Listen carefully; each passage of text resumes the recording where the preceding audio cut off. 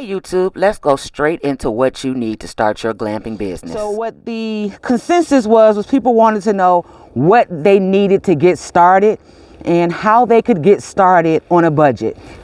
So to cover what you need to get started, you need shelter, whether that's a tent, if you have a vintage RV or an RV or a travel trailer or a fifth wheel, you want to fix up and use that for your glamping experience. It's kind of up to you and whatever your budget can fit into.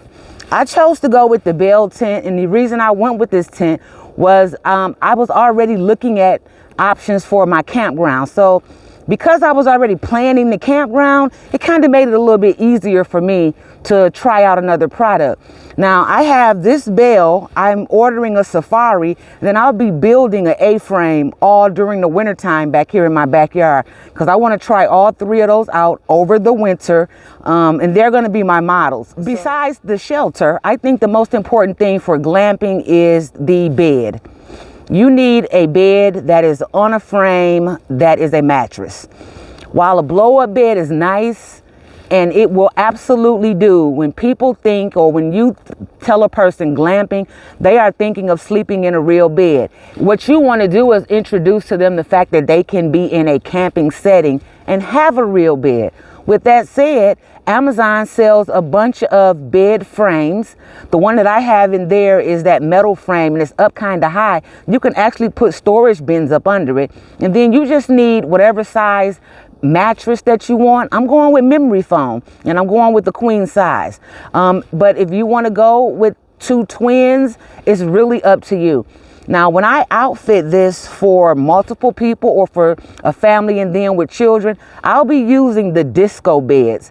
So they're disco bunk beds. I haven't ordered those yet, so when I do, I'll make sure I show them to you. The other thing that I think that's important to go along with the bed is the linen. When you walk into a hotel room, unless you have this beautiful suite with all of this stuff, you know, it's still a hotel room. It's got a TV, it's got a chair and a table, and it's got a bed and a bathroom and some closets. Maybe a little refrigerator and stuff like that. So you want to compete with the hotel down the street by having that luxurious bedding. Now, if you cannot afford that luxurious bedding to start, then buy it later and start off with what you have. I'm going to be going with all whites. Yep, even though it's camping, even though camping means dirt and stuff like that, I'm still going with that all white feel.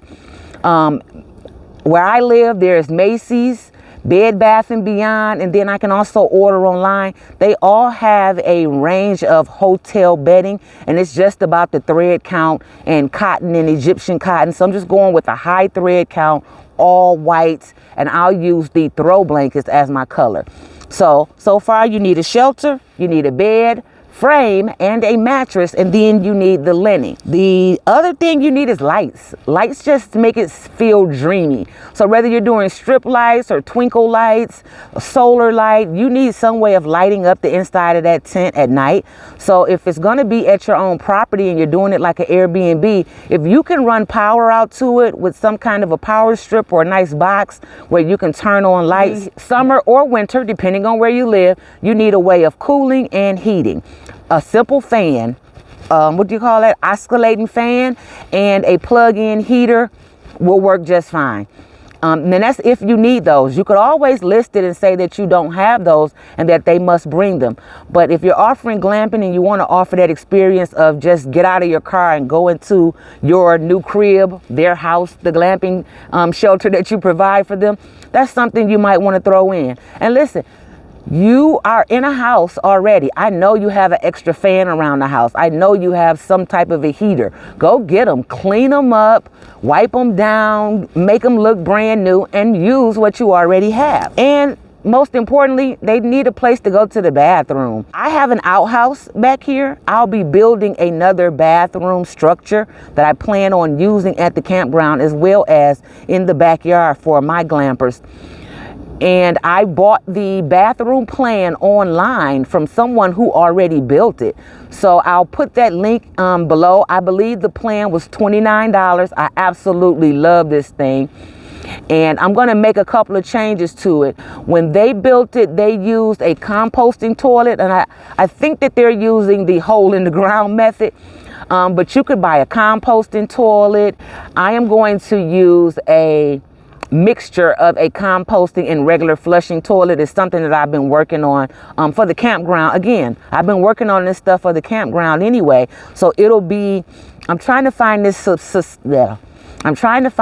sustainable feature for my restrooms. My ultimate thought is that I want to use the rainwater and gray water from the hand wash sinks to fill up my toilet for flushing. If you can find a nice porta potty, if you can find a way to dress it up, it will work better. People like the composting toilets, and there are all types of composting toilets out there. It's just a matter of finding the one that you like the most. The next two pictures represent a concept of how I'll be changing my tents over during the winter up on decks. And this picture is the A-frame that I plan on building. I purchased the plans for this as well as the plans for this restroom setup. Follow me over to the next video where you can find out about my glamping tent giveaway as well as updates on the progress of my campground. Thanks for watching Fran at Officially Fran's.